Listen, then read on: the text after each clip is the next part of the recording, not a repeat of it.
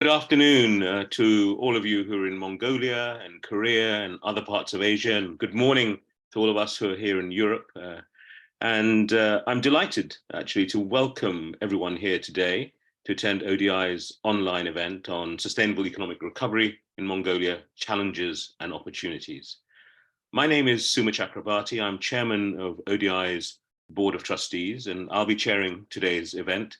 I guess not just in my capacity as chair of ODI's board, but as someone with a real interest in emerging markets and in this field. I've been working on emerging and developing countries for 40 plus years now. And when I was president of the European Bank for Reconstruction and Development, EBRD, between 2012 and 2020, I engaged very closely with Mongolia. It was one of my favorite places to visit and to work with the Mongolian authorities. I visited the country at least 3 times, I think. In fact, it was one of the last countries I visited before lockdown took over. So I think one of the key lessons, I guess, from this rather long career is the importance of market-friendly policy reform, improving investment climates to spur economic recovery and development, indeed. Mongolia's new recovery policy, which was launched in December 2021, well, it's more than just a roadmap to recover from the economic damage that was inflicted by COVID-19. It's also a key part of the government's long-term strategy to become an industrialized state. So Mongolia's new recovery policy, I think it aims to spur economic growth in a number of areas, including energy, border ports, industrialization, urban and rural recovery, green development, and importantly, public sector efficiency as well. I think it's very much part of the country's longer term Vision 2050, which aims to transform Mongolia into a leading Asian country in terms of its social development, its economic growth, and its citizens' quality of life. This event is, of course, taking place in the aftermath of protracted border lockdowns in COVID-19 China, Russia's ongoing war in Ukraine, 2 incidents which have, of course, seriously affected economic growth in the region and have also, of course, affected Mongolia's economy too. Now, building resilience, I think, to future shocks has to be a cornerstone of Mongolia's economic recovery. So I'm really delighted that we have so many high-level speakers here with us today. The first part will be to hear from our keynote speaker, His Excellency the Deputy Prime Minister, about the vision behind Mongolia's economic plan. We'll then have a brief presentation from ODI, which puts the new recovery policy into context and also introduces an upcoming report, which is going to be published at the end of this month. I'll then invite our distinguished panelists to discuss some of the key issues facing Mongolia as it navigates economic and environmentally sustainable recovery. And finally, if we have enough time, I really hope the panel discussion can be followed by a short Q&A session with the audience. So I encourage everyone who's listening into this to write your questions into the chat function. So without further ado, let me introduce our keynote speaker for today's event, His Excellency Amasaikhon Sayunbuyon, the Deputy Prime Minister of Mongolia. Mr. Amasaikhon was appointed Deputy Prime Minister of Mongolia in 2021, but he has a number of other roles as well. He's a very busy man, it seems. He's head of the State Emergency Commission. He co-heads the Mongolia-European Union Cooperation Committee, the Chamber of Commerce and Investment between Mongolia and the United States, and roundtables with countries including Britain and Canada. So we're very lucky to have a little bit of his time today, given his wide range of roles. It's my pleasure. Thank you. Your Excellency, let me ask you to take the floor. Well, first, I would like to express my gratitude to the Overseas Development Institute and the chair of its board, Sir Suma Chakrabarti, for arranging today's online launch event and giving me a floor to talk about the new recovery policy pursued by the government of Mongolia. So like you mentioned, this launch event is being held in a rather critical time, and I certainly agree with you. So during the past 2 years of COVID-19 pandemic, like any other countries, Mongolia made great strides in saving lives and rescuing livelihoods of households.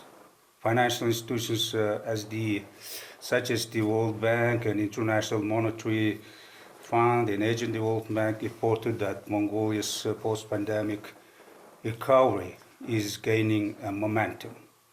And we're quite optimistic and positive about that.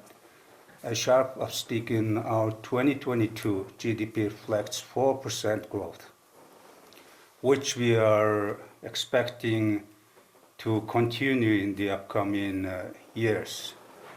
The launching of an underground operation at the Oyu Tolgoi copper mine is, this month gives us a reason for such good and high expectations too. I could mention the Mongolian government unveiled the new recovery policy in December 2020. The initial 10-year phase of our long-term development policy, known as Vision 2050. So the new recovery policy represents almost 150 trillion or 49 billion US dollars in investment opportunity and aims to create a vibrant economy. So with the new recovery policy, we have highlighted 6 areas in the Mongolian economy, including bottlenecks at the border crossings. As a result, we're working to increase our border ports capacity 3 times and total export capacity by 20 billion USD by 2030. So in the past 3 years, we have built nearly 1,000 kilometers of long railways on our own resource and investment, which would increase our export capacity 2 to 3-fold in the next 3 years. So our energy infrastructure are mostly relying on coal, as you already know. So therefore, Mongolia is committed to shifting to low carbon solutions like solar, wind, and hydrogen.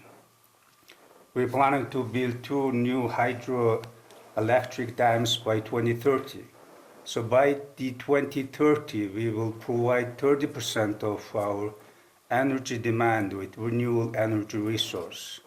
And we have this potential, and it could be even more.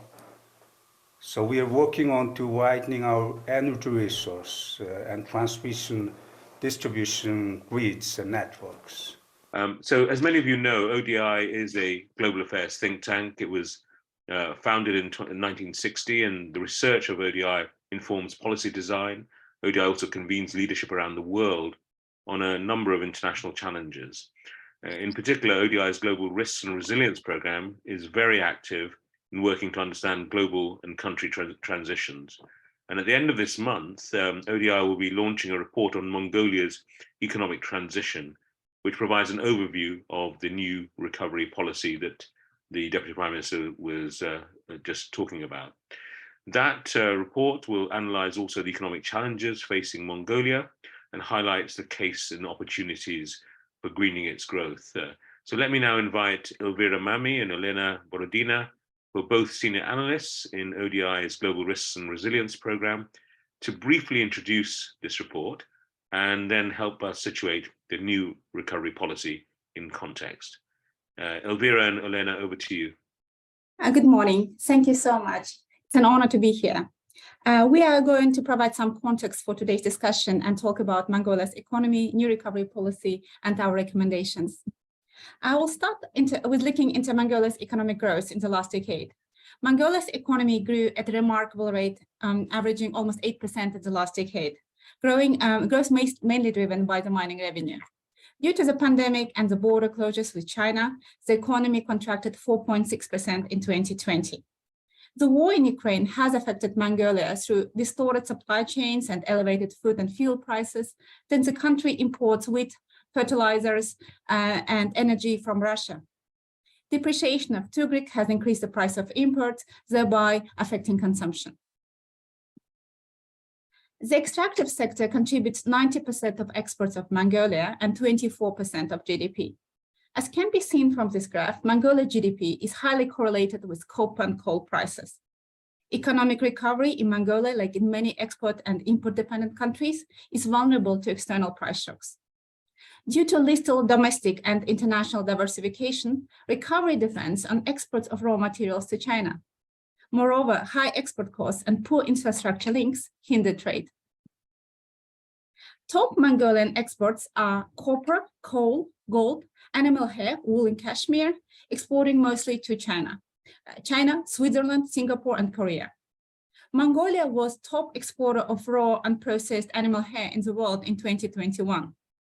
Mongolian top imports in 2021 are refined petroleum products, cars, machinery, and electricity, importing mostly from China, Russia, Japan, and Korea.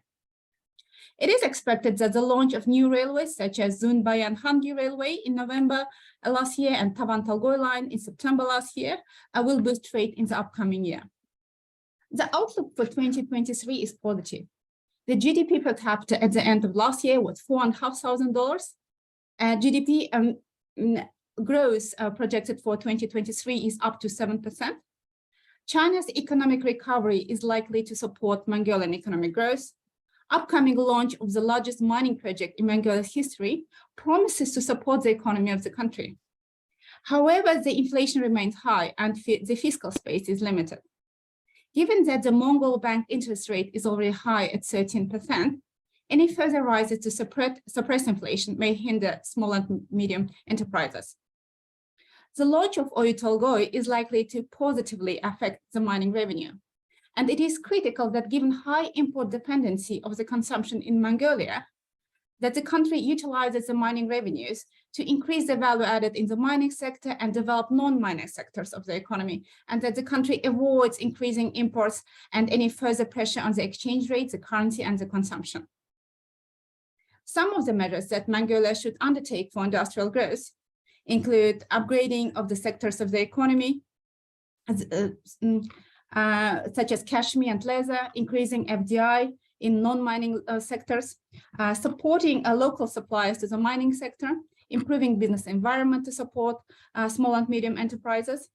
Under the new recovery policy, Mongolia is already planning to increase the value added in the traditional copper industry, for example, by investing into smelting and refining and producing finished copper products. Improving infrastructure links and reducing export costs will also help to boost trade and support local businesses. I will now hand over to my colleague Olena, who will talk about the new recovery policy and the green transition. Thank you, Elvira, and thank you to our distinguished guests and chair for joining the discussion today. Some of you may already be familiar with the government policy to support sustainable recovery of the country. Mongolia has several policies to support medium and long-term development, which include the Vision 2050 that was adopted in 2020, but also the new recovery policy that aims to double the GDP per capita by 2030. The new recovery policy aligns with the first stage of Vision 2050 and goes up to 2030, and it aims to support the country's recovery and lay the groundwork for further growth by addressing 6 key economic constraints. These include trade ports, energy industrialization, urban and rural development, green development, and efficient governance. The reform package combines both key infrastructure initiatives and public-private partnerships, as well as partial privatization of enterprises. While the new recovery policy itself does not contain projects, the implementation plan of the new recovery policy accelerator does contain 94 key investment projects to date that cover the key priority areas. These are heavily concentrated in port and energy revival with 43 and 21 projects respectively, and are followed by industrial revival with 15 projects, urban and rural development with 7 projects, green growth with 5 projects, and public sector efficiency where there are 7 projects. When it comes to green development, I think a number of people, we have already mentioned that green development is part of the government's medium and long-term vision. And even the earlier green development policy has emphasized the need to shift from growth first and clean it up later model to one that's more environmentally sustainable and inclusive. Why does the country need to pursue green development as part of its recovery policy? Well, the new recovery policy highlights several environmental and climate challenges that are facing the country as it pursues recovery. These include above 2 degrees warming in average temperatures in the last 80 years, high levels of desertification and land degradation, but also high share of total water, surface water as total water resources, which makes the country vulnerable to water stress. In terms of sectoral opportunities, Mongolia has huge untapped renewable energy potential that's assessed at 2.6 terawatts of both solar and wind power. And the country has already launched several projects in the last decade to capitalize on that potential, with new solar projects to be added under the new recovery policy. Under the new recovery policy itself, under the green development pillar, the country has 2 flagship initiatives. There is the 1 billion trees national initiative that aims to combat desertification and land degradation, but also the Blue Horse projects that will supply growing domestic and industrial water needs of the Gobi region, where most of the mining is concentrated. And measures pursued under other pillars, such as adding new solar projects, will also support green recovery and growth. And there are also opportunities to support green development under other pillars, such as industrialization, by pursuing green mining practices. And I will now hand over to Elvira to talk through some of the policy implications that we have identified in our emerging analysis. Thank you so much. Yeah, the government of Mongolia has come a long way in supporting the sustainable economic recovery of the country. Nevertheless, there is still scope to maximize the effectiveness of these policies and to strengthen the resilience of the economy to economic shocks. To achieve its ambitious goals, Mongolia should undertake an effective mechanism for strategy monitoring and implementation.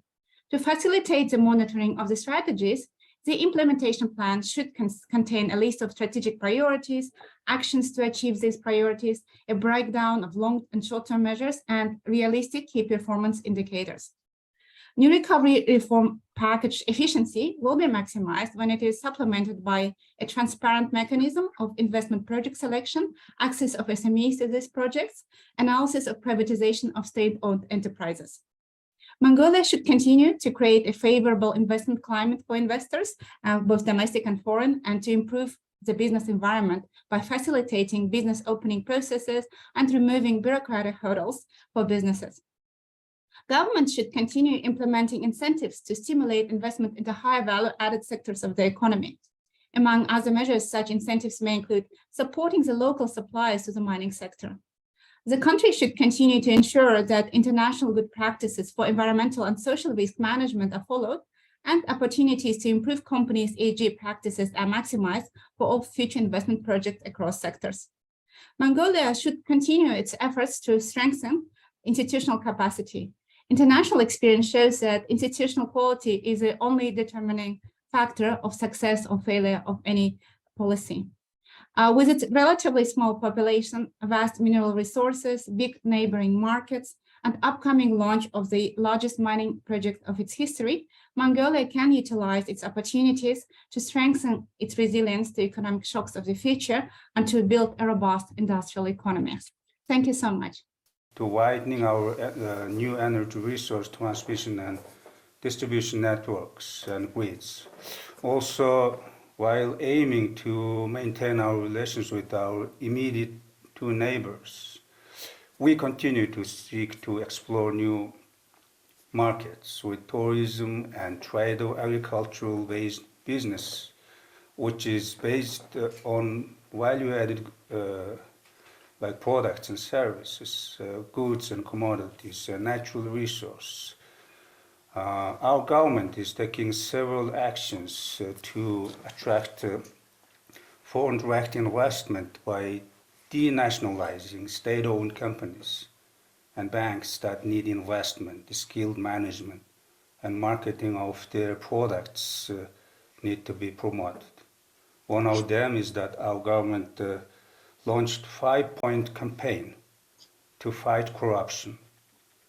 We would like to see our current corruption index become two-digit through a comprehensive campaign of encouraging like whistleblowers, which has 6 components: mopping off and calling corrupted officials to justice, and repatriation of fugitives, and transparency in governance. Efficient and sound governance is our priority. And by removing red tape, corruption, and abuse of power is vital for our government. So by fulfilling them, Mongolia will become more attractive destination for foreign direct investment, and we will have more internationally accepted standard and legal and business environments. That's what we are expecting. So, for example, the southwest will become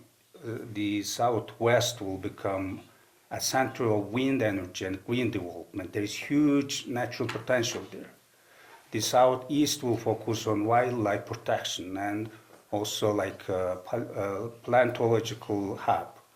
So the north will become a manufacturing hub with suburbs of Ulaanbaatar city will be turned into modern business parks with improved public transport system, and decentralize the current population of the capital city by implementing new public transportation systems, constructing bypassing highways and railways, and also constructing 2 modern cities.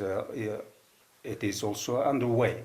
The government have already approved the decision, and the master plans are on the way. And bypassing highways will be connecting Eurasian markets like China and Russian borders will be connected. So we will have more access international routes to encourage our economy. So this will improve our urban development and will bring more wealth across our country and region. There is an inadequate industrial and trade infrastructure due to a lack of investment and infrastructure opportunities in rural areas that will still need to pay attention. So our Billion Tree Initiative will replant 600,000 hectares of land and will prevent soil erosion and ensure improved carbon storage.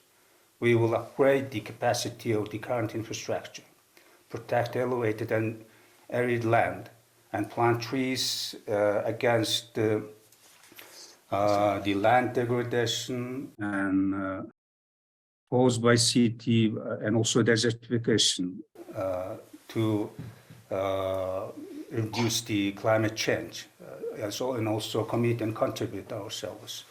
Last but not least, it is disaster risk reduction. It is becoming more serious and more important, including increasing public awareness and improving the early warning system at national, regional, and local levels, which could help avoid the loss of resource we have that could be used for sustainable growth in the future. So that's what our government is aiming. And these are the main issues our government is focusing within the new recovery policy. Thank you. Well, thank you very much, Deputy Prime Minister. I'm so glad we re-established the connection, because that was a very rich presentation, I think, of the challenges, the opportunities, and also the commitment to drive policy reform. And I mean, I've always been a great admirer, frankly, of Mongolia in terms of both the political and the economic path that it's chosen and the way it's gone forward on that. I mean, I think what you said about renewable energy is really, really important. I remember my first visit to Mongolia. EBRD had just invested in the first wind farm in Salkit, just outside Ulaanbaatar. It was a wonderful visit, and I went to the wind project, and everything was going fine. The EBRD had forgotten one thing, which is they didn't arrange any wind that day. So unfortunately, the blades weren't moving. But it was a great project, and I think what Oh, yeah. your emphasis on renewable energy is wonderful. The emphasis on the bottlenecks at the borders, trying to fight that as well. Sustainable infrastructure, and very interesting what you said about the regional comparative advantage. Different regions specializing in different, different industries and so on. That's really important. I must say also what you said about fighting corruption, very, very welcome and really, really important. And I think one other point you didn't mention, but I'd like to mention, which is, I think, Yeah, please, yeah. which is, I think Mongolia is a real model of a country that's, post-communist, post-economic planning. It's really gone for both political democracy as well as economic democracy. And if you look at the latest Freedom House numbers, it's quite interesting how Mongolia outranks any other country in the region by a long distance. I mean, it's a huge gap. And I Yes. admire the fact that you've tried to do both and not just one of those two major things. And I think it's a real role model to emerging markets in many ways. So we're going to move now into the sort of panel discussion. And Deputy Prime Minister, I'd like to start with you with just one question, which is about really, could you say a little bit more about how Mongolia is going to support industrialization, industrial development, particularly industrial development? What are the things you'd highlight that Mongolia will be doing in that area? Well, thank you. Like you mentioned, Mongolia is a truly vibrant and functional democracy in the region, and we are proud of that. And also, we are very satisfied with what you have said, and also thank you for your support and strong cooperation in improving human rights and also the respect of law and also the other common values of democracy around the globe. So let me get back to this, your question. I will try to answer briefly. New recovery policy, we have identified 6 areas you can find in our Vision 20. Like new energy resource transmission and distribution, like I mentioned earlier, networks will be established, as well as having the capacity enhanced and upgrade the current and existing aged infrastructure. While coal production forms a core part of this, Mongolia is also committed to transitioning to a low carbon solutions like solar and wind and hydrogen power, and including wind development, as I mentioned earlier. The government of Mongolia is, aiming to attract more foreign investment to invest in infrastructure sector of Mongolia based on public-private partnership, and we are also working to establish international financial center in Mongolia so that the foreign investors, whether it's foreign or local investors, they could all enjoy international service of business like banking, insurance, or legal or financial services at the same level where you could find these services anywhere in the world, like in London or Singapore or whatever, wherever it is. So the government's aim is very ambitious, and we're looking into increase our border capacity threefold, increasing total export by 20 billion by 2030, which is in the next coming 5-6 years. So also with advanced technologies, our industries will be modernized and digitized, thereby increasing the volume of value-added goods for both domestic use and also foreign export. Because basically now we are almost import dependent, starting from oil, fuel, or other products and service. Almost more than 50% of whether it's building materials or grocery items. But we aim to be a producer, initiated by the president of Mongolia and also driven by the prime minister of Mongolia and our cabinet.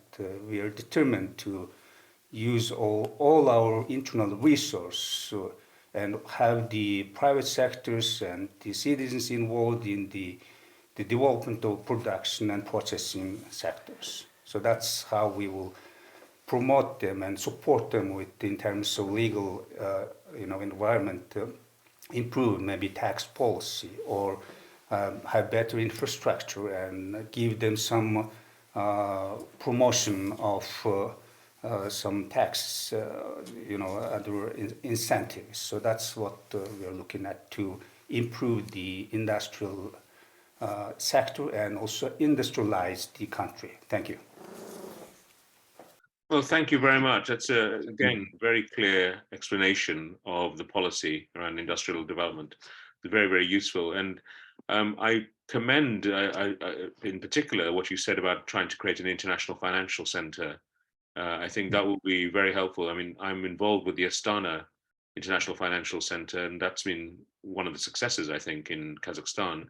I would particularly recommend trying to create the legal jurisdiction around the International Financial Center, because that has been probably the most successful part of the Kazakh experience, actually, in attracting investors and bringing English common law, which is what most investors are looking for in terms of settling disputes. So I'd be very happy myself to talk to you about that at some point. Yes, I look forward to having more detailed discussion with you later on with you. Like you said, this financial center with institutional or legal jurisdiction with the English common law, that's what we are aiming at. Thank you. Yeah. Very good. Well, let me turn now to my former colleague, Zsuzsanna Hargitay. Zsuzsa, I think you have to leave in about 10 minutes or so. So I'm going to try and ask you both questions. Zsuzsa is the managing director for Central Asia and Mongolia at the EBRD. And of course, we know, Zsuzsa, that foreign investment is absolutely critical part of the new recovery policy.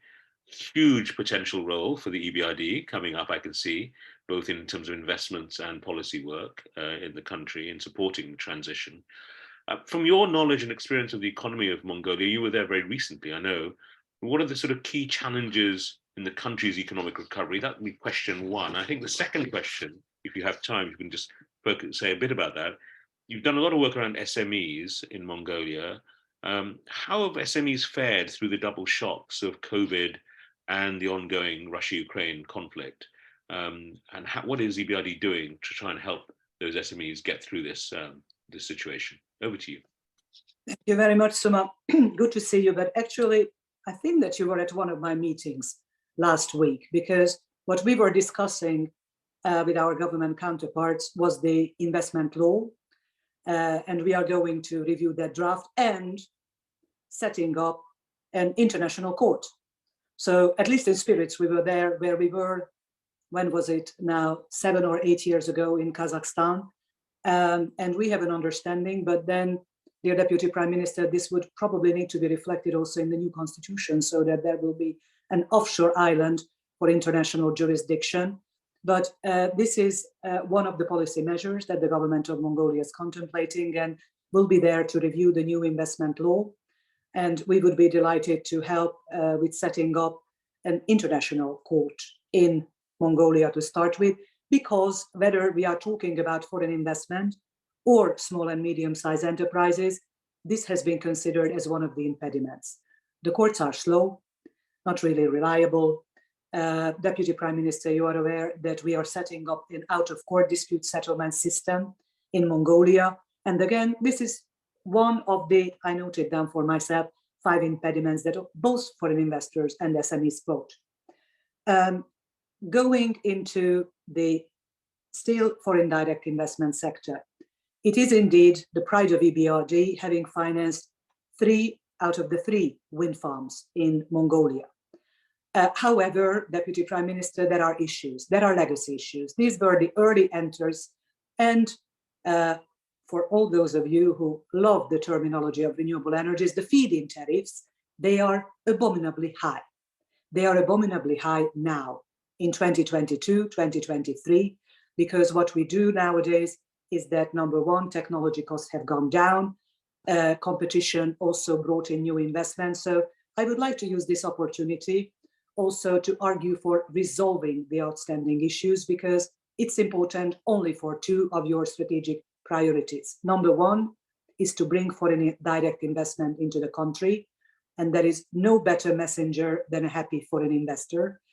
And this is something that I think with a bit of goodwill can be resolved in weeks. We are talking about now issues that have been outstanding for years. And you, together with Rio Tinto, were able to solve the outstanding issues of Oyu Tolgoi. I was very delighted to be in Mongolia when the underground mine went into operation. And I believe that there is a trustworthy, good relationship between the government of Mongolia and Rio Tinto, and that will result in a lot of goodwill in the country. SMEs, EBRD invests in Mongolia. I leave aside Oyu Tolgoi, which is a mega project, between 100 up to $200 million per annum. The good news is that half of it goes to support SMEs. These are credit lines. You've got a good, solid banking system. We have excellent partner banks, with Han Bank, with Hasbank, microfinance institutions. Still, access to finance remains an issue simply because of the higher collateral requirements. So we started a discussion about potentially establishing a credit guarantee fund for SMEs, whereby, again, for good SMEs, the government could step in, lowering basically the cost of financing, while again, this would be available to the best of these SMEs. But Suma, SMEs, we have seen galore. The Deputy Prime Minister mentioned suppliers. Suppliers to Oyu Tolgoi, they are hundreds of SMEs that live on that. They get timely payment. We can provide them also with guarantees. So suppliers to large companies, there are a lot of them. A lot of agribusiness, Suma, since you were there in Mongolia, has grown. They have grown into production, including using the latest technology. I don't know which type of hydroponic growing that was going there, but a lot of our clients, they go big time into using new technology, whether for animal husbandry and meat processing or in vegetables production, and they are growing.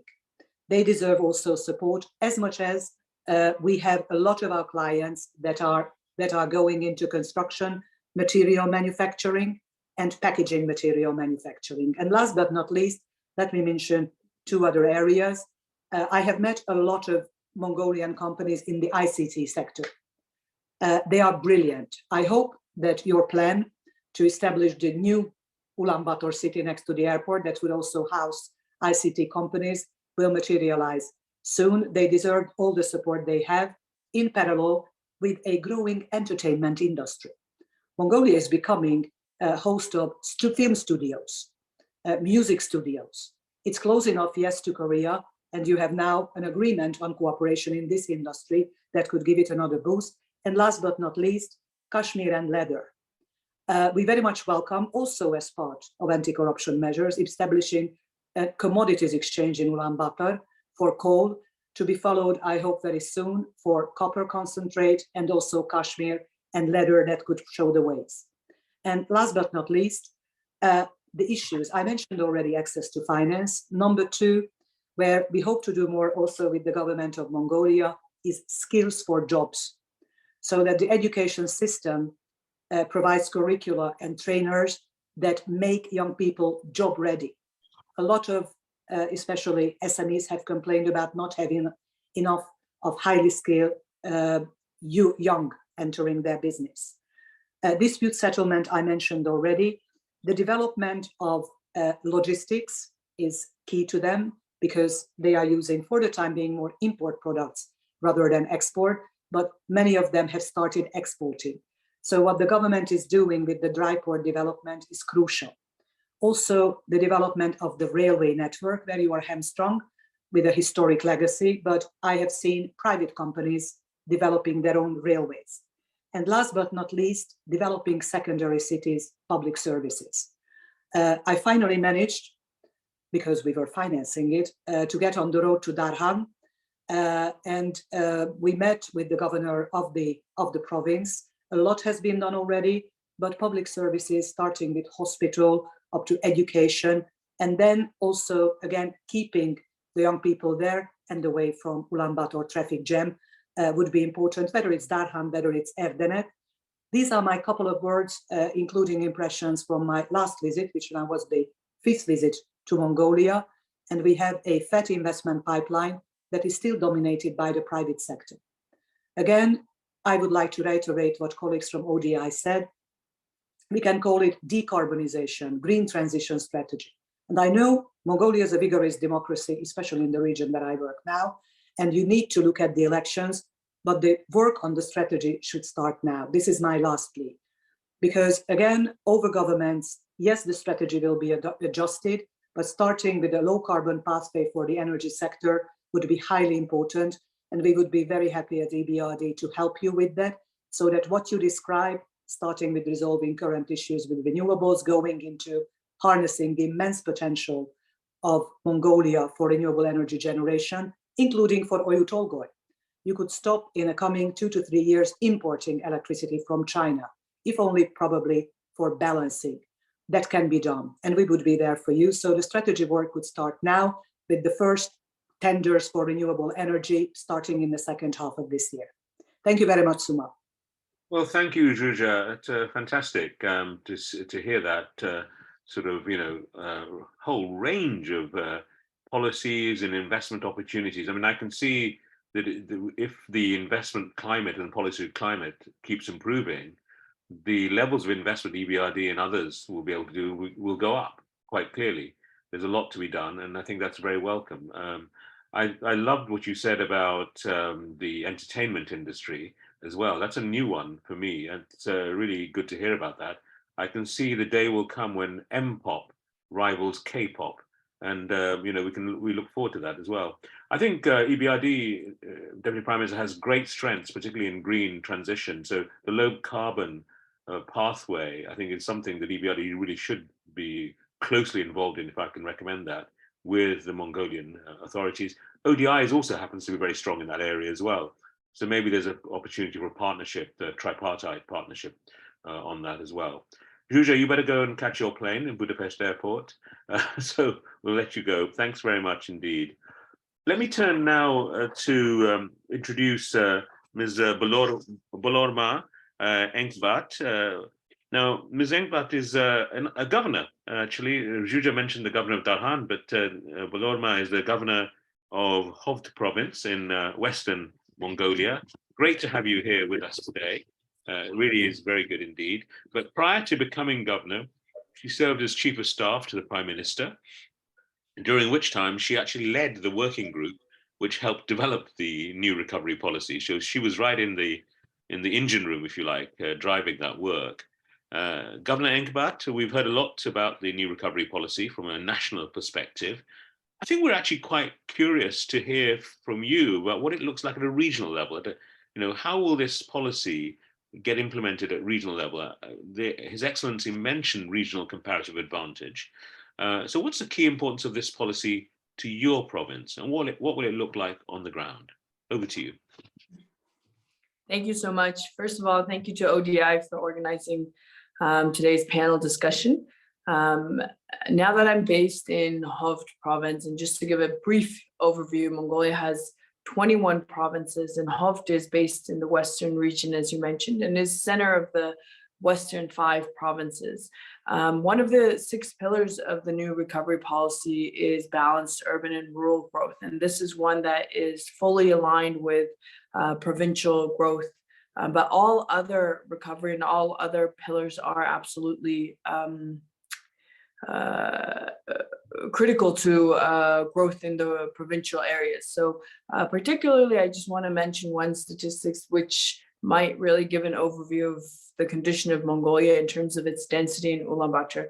For anyone who's been to Ulaanbaatar, it's a rather urban metropolitan city, and 50% of the population lives in Ulaanbaatar, which is just 0.3% of all land mass. So half of the population is concentrated in less than 1% of the the land, and 65% of GDP is produced in Ulaanbaatar. So the government's really focused on spreading this growth into rural areas. And for the Western region, as the Deputy Prime Minister mentioned, regional comparative advantages, and ours is really around connectivity and our proximity to, say, Kazakhstan, the western area of China, Xinjiang Uyghur region, as well as Russia. And we have an international highway through the Hof province, as well as the province that's already started transit of Russia-China transportation. So these are just examples of how we're a big part of the new recovery policy. Now, there are key projects that are specifically in the provincial levels and outside of Ulaanbaatar. For example, as we're talking about Rio Tinto and Oyu Tolgoi project, the copper mine, this is in our southern area of Umanhov province, and it's making a big impact on the local area. And a lot of these SMEs that we're discussing and suppliers, they're based in the rural areas.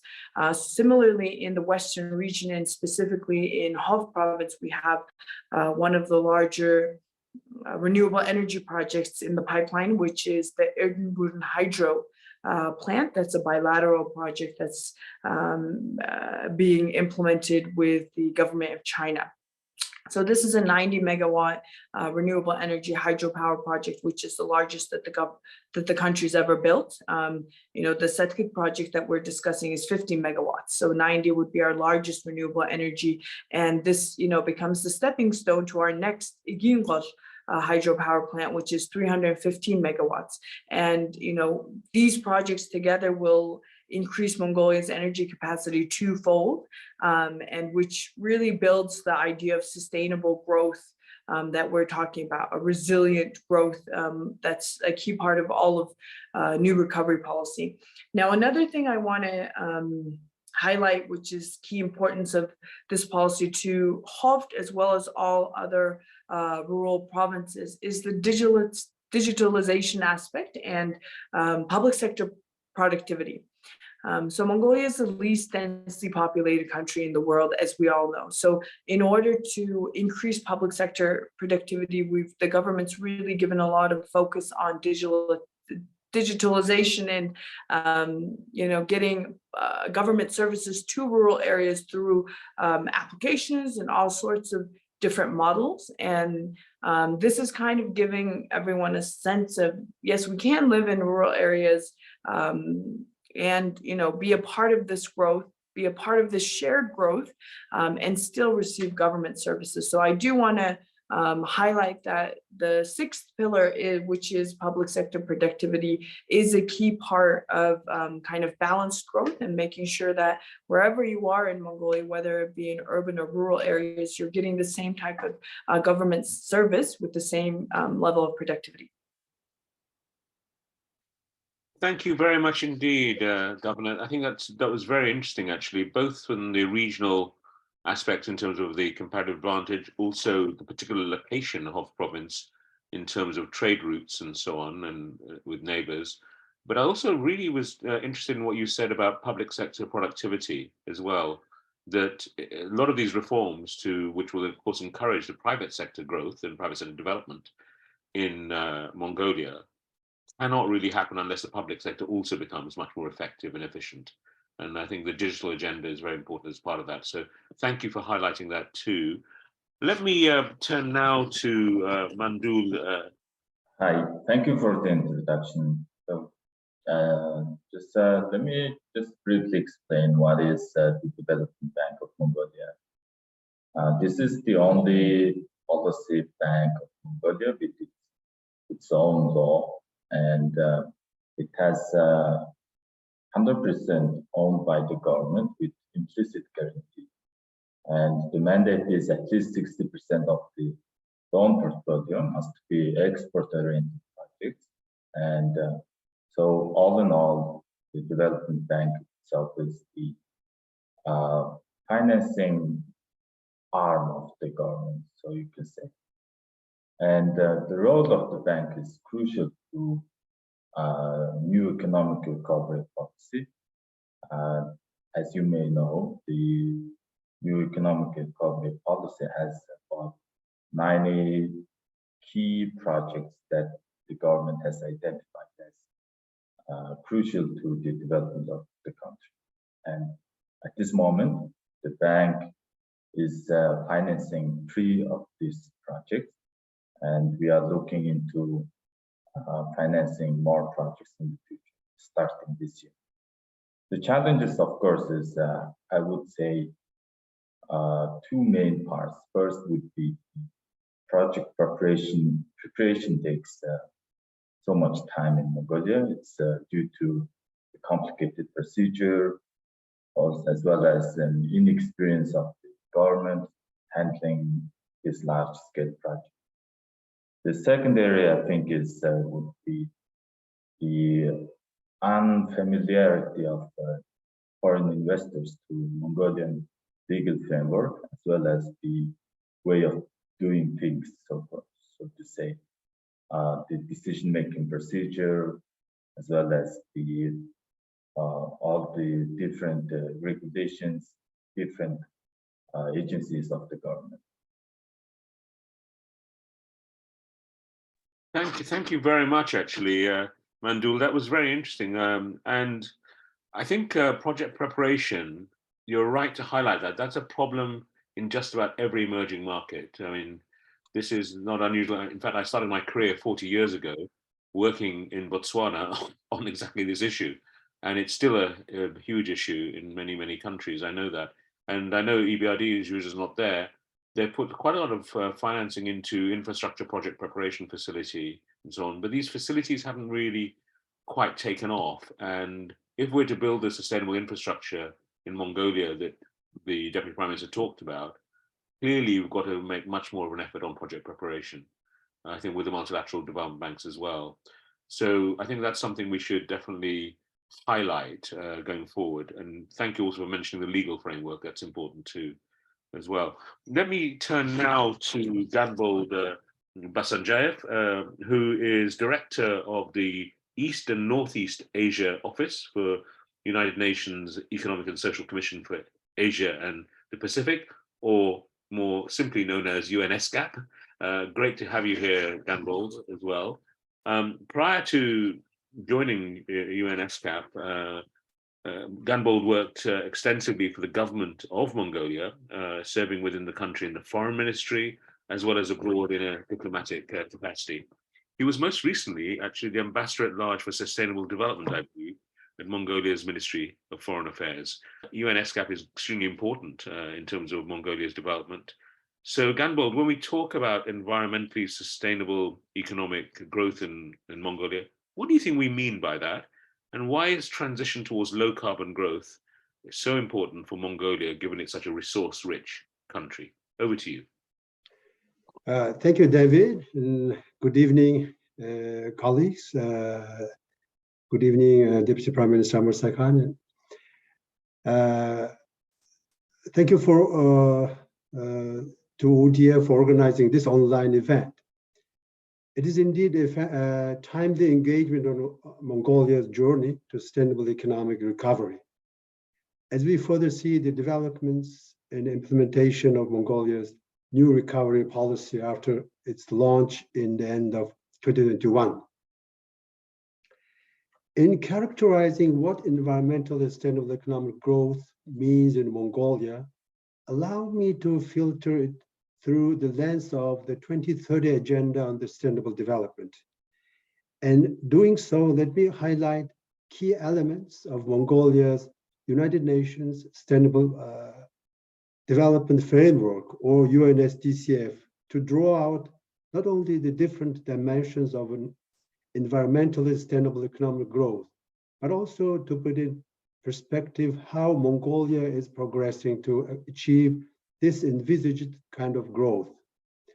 For additional context, this framework embodies the joint strategic planning framework for collaboration between the United Nations and the government of Mongolia in the next 5 years until 2027, and is closely aligned with the National Development Agenda as articulated in Mongolia's Vision 2050. And environmentally sustainable economic growth seeks to balance development outcomes between shared prosperity and what is good for the planet. Set against Mongolia's circumstances, in terms of shared prosperity, it is an economic growth that is more diversified across economic sectors, geographically balanced and innovative. In addition, it is an economic growth that creates not only productive employment, but also addresses inclusivity, creating more decent jobs and opportunities that enhance employability of marginalized groups. In relation to the planet, in Mongolia, it is an economic growth that follows low carbon pathways and it's resource efficient, where the socioeconomic benefits of resource use, both on consumption and production patterns, are maximized while minimizing the impacts. Also, it is an economic growth that strengthens resilience through addressing climate change and disaster risks. With such a description of what an environmentally sustainable economic growth means in Mongolia, undoubtedly we recognize the different development challenges and issues that need to be considered. While it is true that Mongolia was among the first countries to adopt the 2030 agenda, with the Parliament of Mongolia approval of the country's long-term strategic sustainable development vision 2030 in February 2016, Mongolia's progress in achieving the SDGs has been quite challenging. According to the Sustainable Development Report 2022, the overall SDG index for Mongolia is 63.5, ranked 119th out of 163 countries. And this is below the East and Southeast Asia regional average. Since 2015, the country has made progress on many SDGs, such as poverty reduction and quality education, while also moderately improving in gender equality, health, decent work, clean energy, and infrastructure. But it has also regressed since 2015 on responsible consumption and production and climate action, two goals amongst the 17 goals, which are the most direct measures of how efficiently or inefficiently material resources are being used. It is in this context that Mongolia finds the strong impetus to transition towards low carbon growth. For one, such transition is important for Mongolia to urgently reverse the acute lapse in how it uses its resources. In addition, transitioning towards low carbon growth could unlock new growth drivers beyond resource-dependent activities, which would expand Mongolia's economic base as well as generate employment opportunities. And furthermore, by pursuing a low carbon growth trajectory, Mongolia rises to the challenges of being a key player to meaningfully contribute to addressing the global threat of climate change. Let me end my intervention here. Thank you, David. Over to you. Thank you very much indeed, Gunvald. That's quite interesting set of issues you raised. And I saw the Deputy Prime Minister was nodding in agreement with you about some of the challenges, particularly around SDG implementation, and clearly the need to step up. And I think obviously the plan is, as I understand it, for the Mongolian authorities really to renew the emphasis on implementation to try and achieve the SDGs. But again, we can ask the Deputy Prime Minister in a few minutes to speak about that. So just before I'm going to throw a few questions to the panelists now. But just before I do that, just to say that we do encourage those participants who are watching this to send any questions to the Q&A slot. I think we have one question maybe already, but it'll be good to have a few questions from the panel to the panel if we have time. We've got about 20 minutes left. Let me start with the next round of questions to our panelists. Now, earlier this month, Rio Tinto opened the first underground section, we heard about this, of the Oyu Tolgoi mine in the South Gobi region of Mongolia.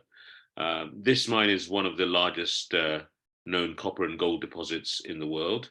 I actually went to the mine back in 2013 and it's good to hear about the underground section now being opened. Let me ask the Deputy Prime Minister, what does this mine actually mean for Mongolia's economic growth? And how does it fit into the new recovery policy? And Deputy Prime Minister, I know that this mine was, shall we say, at the heart of many debates as part of Mongolia's democratic development. I remember the population view about it, the revenue sharing issues that came up time and again. So in a way, it's been at the heart of the sort of democratic and economic development debate of Mongolia. So tell us now how you see this mine, really what it means for the economic growth of the future of the country. Well, you've been to the site and you already know how huge this project is. So the Oyu Tolgoi, this mine perfectly fits into Mongolia's new recovery policy. The government of Mongolia attaches great importance to its strategic partnership with Rio Tinto. The recently resolved long-standing issue between the two parties shows how both sides are committed to this project. So we assume and see this project is a structure that forms an important structure and an important example that forms a core part of transforming and modernizing and expanding our industries.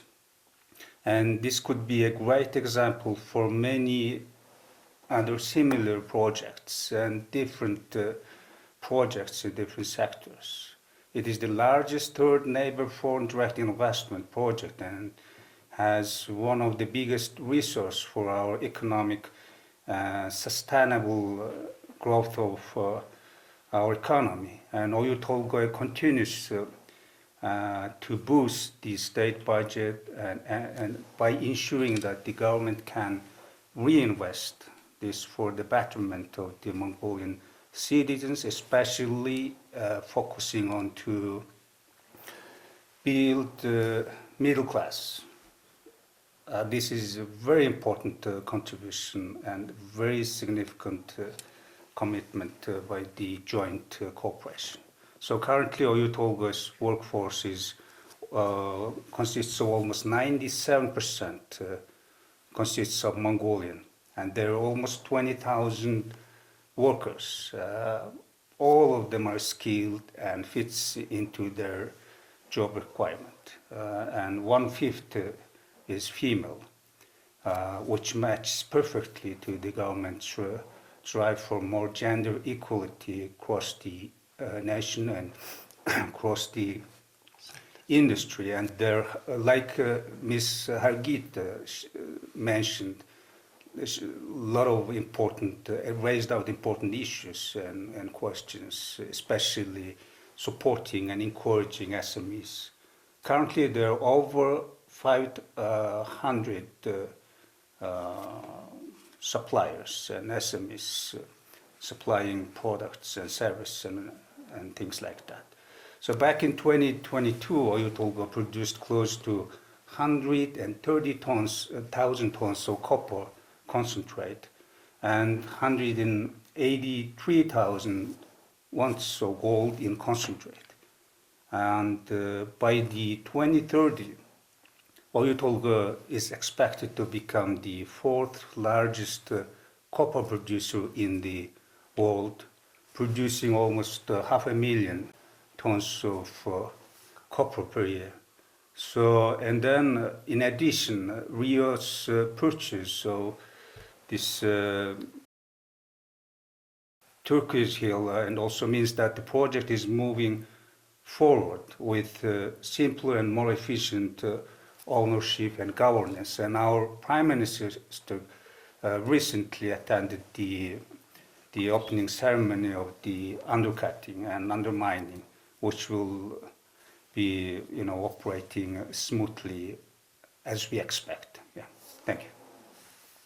Thank you very much, Deputy Prime Minister. I can still remember the day at the EBRD board, I think it was back in late 2012, early 2013, when we approved the investment in Oyu Tolgoi. And it was at that time the biggest ever investment EBRD had ever made. And I'm really heartened to hear what you say about resolving the issues with Rio Tinto and now finding a joint way ahead. I think what you said about the emphasis on inclusion and the fact that it has quite a high percentage of females in the workforce. Again, Mongolia in the region stands out for its commitment, but it's also its willingness to do something about inclusion compared with many of the neighboring states. I think that's really, really good to know. And you're absolutely right. You and Zhuja Hagitai both mentioned that actually the subcontractors and the contractors that are linked to this mine, so the mine has lots of backward and forward linkages, basically, which really is quite important for the economy. So it is a very important, mine for the economic growth of Mongolia. I think we get that. This theme is coming through in many of these present comments that people are making, the panelists, that we have a really good strategy. What we really need to focus on is implementation. That implementation is, this is a common issue from everything people have said. So that's a good takeaway for all of us. Talking about foreign investment, if I can ask Mr. Niam Delek, why should investors be interested in Mongolia? What makes Mongolia special? Because investors have choices. They don't necessarily have to go to Mongolia. Why should they choose Mongolia? And what are the opportunities you see in the new recovery policy to excite foreign investors to come to Mongolia? Thank you. So as the policy bank of Mongolia, the development bank, we constantly have conversation with foreign investors and monitor the international markets. And the feedback that we hear a lot for the last few years is investors usually complain about policy uncertainty in Mongolia. And they talk about a policy sudden change once after the election, and the conversation stops and we have to start again anew on all the major policy points. So from my perspective, the crucial point of the new recovery policy is that it raises this policy uncertainty. So in other words, it identifies the main areas for the development and identifies 90 projects that the government sees as priority to implement first. And the bank has did a preliminary analysis on all the projects. About half of them has a social element. The other half has could have some financial feasibility potential. And some of the projects have a very high IRR, internal rate of return, even reaching 50–60%. But usually it starts from 15% to 20–30%. So as the frontier market with the economic growth rebound, we think that the new recovery policy projects have a unique rate of return for investors, and that's what we try to communicate to the investors. We've got just 5 minutes left. I'm going to put two questions, I think, in one go to the Deputy Prime Minister. One of the questions in the chat we have is about agriculture. What should the country be trying to do in terms of exporting high quality animal products? That's one question I'd like you just to think about and say something about. And the second one is more on the financial side. What are the plans for a sovereign wealth fund and how to take that forward in Mongolia as well? And then I'll come back to all the panelists for a quick fire last question each.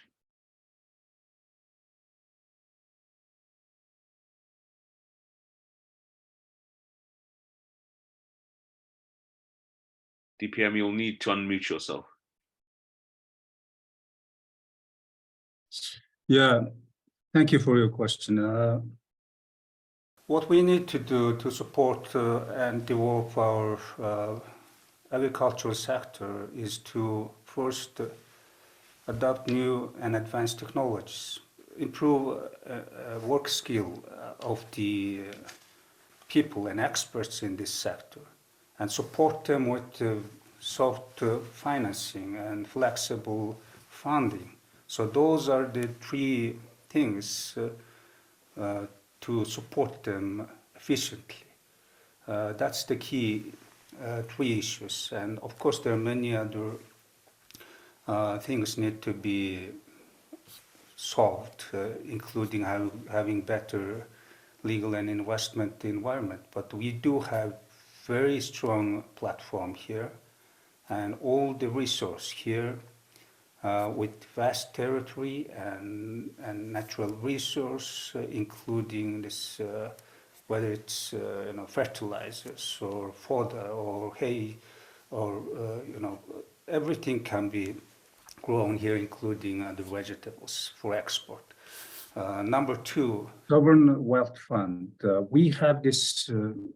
Our government actually been working on the draft law for the last 2.5 years, since its establishment back in 21. And we have our draft of new law of foreign sovereign funds ready in our hand. And we have everything set to be submitted to the parliament, and hopefully we will have it reviewed by the parliament during the spring session and approved. And at the same time, we are working to improve the efficiency of the state-owned corporations and mining companies like Erdnas Mongol or ETT or OT Mongolia. So those are being settled at the same time to have right structure on one side and have the better legal environment on the other side. And combining these two, we will be able to realize our ambition and goal to implement. Now, panelists, we have precisely 2 minutes left, and I'd like you all to be extremely brief. And I'm going to ask all of you, I'll come to the Deputy Prime Minister last. I'll start with Mandul, then Bolorma, and then Ganbold, and then I'm going to ask Olena and Elvira as well, and then the Deputy Prime Minister. What's your top hope for 2023 in Mongolia, for this year? What's the most important thing you can think Mongolia should be doing? Mandul. I think on the back of a strong economic rebound and successful exit from COVID, I think 2023 would be the turning point for Mongolia in terms of economic development. And I would say that we are back in business. Great, good answer. Thank you. Bolorma. Great. I think 23 is going to be continued recovery. New recovery policy is going to be second year in implementation. EBRD's forecast is economic growth of about 7%. And EBRD was actually most on the point on for last year's growth. So I'm going to trust those numbers for 23. The government's continued work against corruption, middle class is going to be a key part of the new recovery as well for 23. Great, thanks, Bolorma. Ganbold. Yeah, absolutely. The year 2023 is yet another year of opportunities for Mongolia. For more importantly, together with the rest of the world, the year marks the midpoint of the journey to achieving the 2030 Agenda on Sustainable Development. And Mongolia is marking this milestone year by undergoing its second voluntary national review, having done the first in 2019. With this review, Mongolia is presented with the opportunity to assess its experiences, including successes, challenges, and lessons learned, and seek ways to strengthen policies and institutions of governments, and to mobilize multi-stakeholder support and partnerships for the implementation of sustainable Development Goals. From our side at the United Nations, we have always reiterated our readiness as Mongolia's trusted partner in achieving the SDGs. Thank you, Suri. Thank you very much, Gamble. Well, Elvira and Olena, what's you hoping for in 2023 for Mongolia? Thank you so much. Given the launch of Oyu Tolgoi mine in Mongolia, I really hope that Mongolia utilizes this opportunity to strengthen its resilience, to increase self-sufficiency, and to reduce imports. Also, it is very important that Mongolia supports its population against inflation, and the consumption is also very resilient in the country. Thanks very much. Olena? Oh, thank you, Suma. I think from my side, I really hope that there is a big push forward on the renewable energy. It's a priority for the government, it's a priority for the development banks, both EBRD, ADB, but also others working in the country, and it will also help to support Mongolia's industrialization and other objectives, as well as its climate ambitions. Okay. Thanks, Olena and Elvira. Thank you very much. And so, Deputy Prime Minister, what do you hope for in 2023? You've got so much on your plate. Well, the strong effort and commitment of our government have ensured that 2022 our GDP grew by 4% when many analysts forecasted the growth of just over 2%. But the GDP growth in the first quarter of 2023 was 10.2%, which put us back on track. And we really hope that this will continue.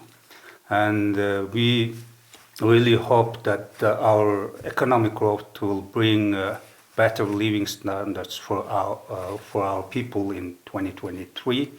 And we will continue to work and fight day and night for stronger and stronger economic growth by implementing the new recovery policies so that our future prosperity is shared by all the people nationwide.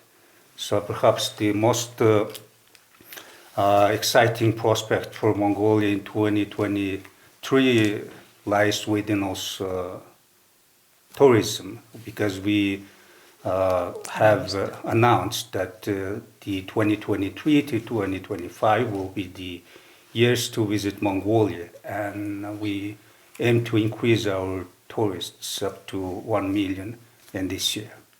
So there are many optimistic forecasts and goals. Thank you. Thank you very much, Deputy Prime Minister. Well, I hope we at ODI can be more than tourists. We will continue to engage with you, but we'll also enjoy the country as well when we come to visit as well and to work there. But I think you're absolutely right to stress the centrality of economic growth. That's absolutely right. Thank you for that. So we've come to the end of today's event, but let me just pull out 3 or 4 key points from the discussions we've heard today.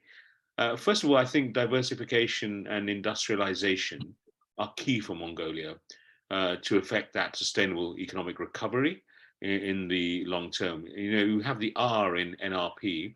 It may stand for recovery, but another key word that we've been hearing throughout the discussion today is resilience as well. And building resilience to future shocks, I think, is of course at the core of Mongolia's NRP and Vision 2050. And I'm heartened from what I heard today about the work that's underway to build a stronger and more diverse economy.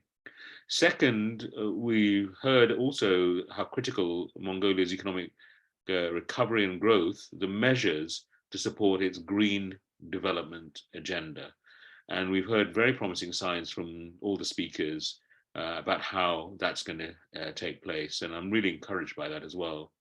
And third, you know, I think we've been talking about Mongolia today, and I mentioned that I started my career in Botswana, and some similar issues about, you know, economies that are reliant on natural resources. What do you do in this situation? And particularly those economies have been particularly badly affected by events in recent years. It's great to hear Mongolia is on the recovery path and actually is doing better than the forecasts, actually, which is good news. But I think the direction that Mongolia's economic recovery takes is going to have a wider impact on emerging markets, on other natural resource dominated economies in the region, but also beyond the region, actually.